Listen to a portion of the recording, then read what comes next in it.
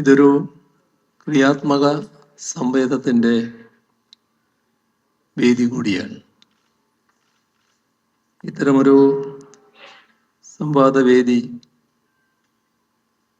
ഇപ്പോൾ 5ാമതാണ് നാം ഒരുക്കുന്നത്. നമ്മുടെ കേരളത്തെ പുരോഗമനോന്മുഖമായി മുന്നോട്ട് നയിച്ചത് കമ്മ്യൂണിസ്റ്റ് പ്രസ്ഥാനമാണ് എന്നത് കേരളത്തിൻ്റെ ചരിത്രം പരിശോധിച്ചാൽ നമുക്ക് കാണാൻ കഴിയും. നവോത്ഥാന പ്രസ്ഥാനങ്ങളാണ് സാമൂഹികമായ അടിത്തറ പാകിയത്. ഓരോ കാലഘട്ടത്തിലും ഉൾക്കൊള്ളേണ്ടവ എന്താണോ അവ ഉൾക്കൊള്ളുകയും നവീകരിക്കേണ്ടതിനെ നവീകരിക്കുകയും പിന്നിൽ ഉപേക്ഷിക്കേണ്ടതിനെ ഉപേക്ഷിക്കുകയും ചെയ്തുകൊണ്ട് മുന്നോട്ട് പോകാൻ കേരളത്തെ പ്രാപ്തമാക്കിയത് കമ്മ്യൂണിസ്റ്റ് പ്രസ്ഥാനമാണ്. കമ്മ്യൂണിസ്റ്റ് പ്രസ്ഥാനം കാലാകാലങ്ങളിൽ ഉയർത്തിക്കൊണ്ടുവന്ന കാഴ്ചപ്പാടുകളാണ് ഇതിന് സഹായിച്ചിട്ടുള്ളത്. അവയെ പുതിയ കാലത്തിനനുസൃതമായി പുതുക്കി പണിയേണ്ടതുണ്ട്. അതിനുതകുന്ന ആശയങ്ങളുടെയും സംവാദങ്ങളുടെയും വേദി കൂടിയാണ് ഈ പഠന കോൺഗ്രസ്. ഈ പഠന കോൺഗ്രസ്സിന് മുൻകാല കോൺഗ്രസ്സുകളിൽ നിന്ന് വ്യത്യസ്തമായ ഒരു ചരിത്ര പശ്ചാത്തലം കൂടി ഇപ്പോൾ വന്നിരിക്കുകയാണ്. അത് 10 വർഷത്തെ LDF തുടർ ഭരണത്തിൻ്റെ അനുഭവങ്ങളും പാഠങ്ങളും മുന്നോട്ടുള്ള വഴിയെക്കുറിച്ചുള്ള ചർച്ചകളും ഒന്നിച്ചു ചേരുന്ന ഒരു ഘട്ടത്തിലാണ് നാം ഇവിടെ കൂടിച്ചേരുന്നത്. കേരളത്തിൻ്റെ 1980 ശേഷമുള്ള ചരിത്രം പരിശോധിച്ചാൽ ആദ്യമായാണ് ഒരു മുന്നണി 10 വർഷം തുടർച്ചയായി ഭരണത്തിൽ തുടരുന്നത്.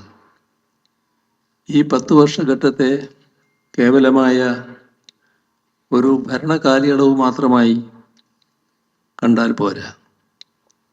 നവകേരള സൃഷ്ടിക്കായി ഉറച്ച വികസനാടിത്തറ ഒരുക്കിയ ഒരു കാലഘട്ടമായാണ് അതിനെ വിലയിരുത്തേണ്ടത്.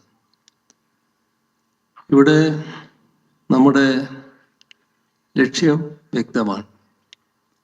ഭാവി കേരളം നമ്മുടെ കുഞ്ഞുങ്ങളുടെയും കൊച്ചുമക്കളുടെയും സ്വപ്നങ്ങളിലുള്ള കേരളമായിരിക്കണം.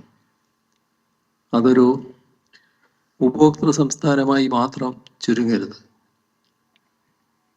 ലോക നിലവാരത്തിലുള്ള ഉൽപ്പന്നങ്ങളും സേവനങ്ങളും സൃഷ്ടിക്കാനാകണം.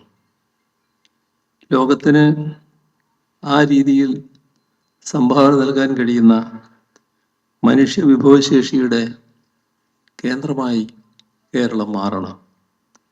ഈ ലക്ഷ്യത്തിലേക്ക് നീങ്ങാൻ വേണ്ട രാഷ്ട്രീയ ഇച്ഛാശക്തിയും സാമൂഹ്യ ഐക്യവും നമുക്കുണ്ടാവണം.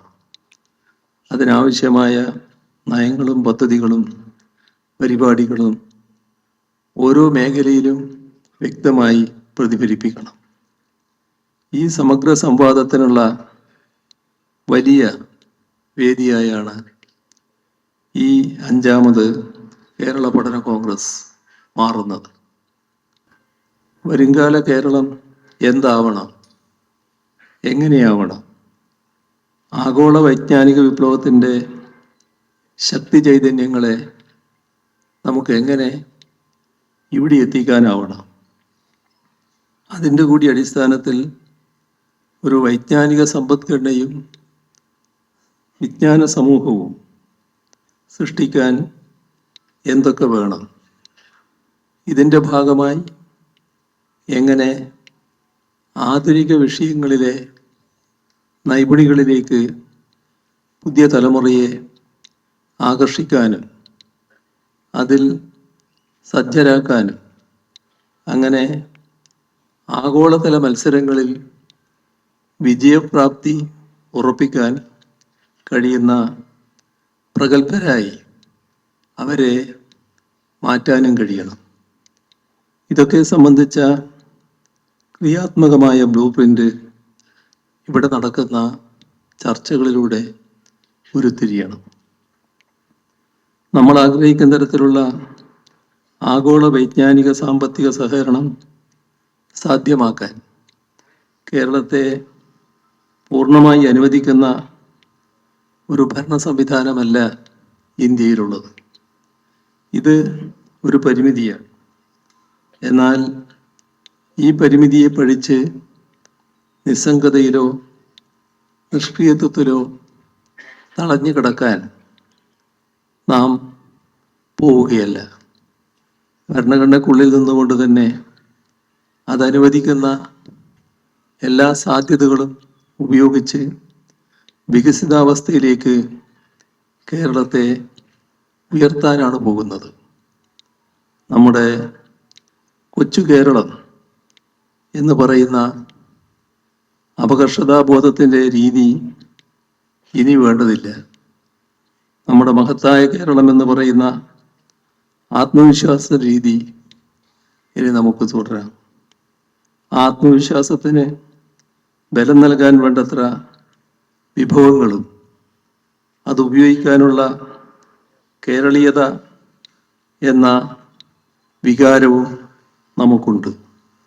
ആരുടെയും കനിവിന് കാത്തു നിൽക്കാനല്ല, സ്വന്തം കരുത്തിൽ മുന്നേറാനാണ് നാം ഉദ്ദേശിക്കുന്നത്.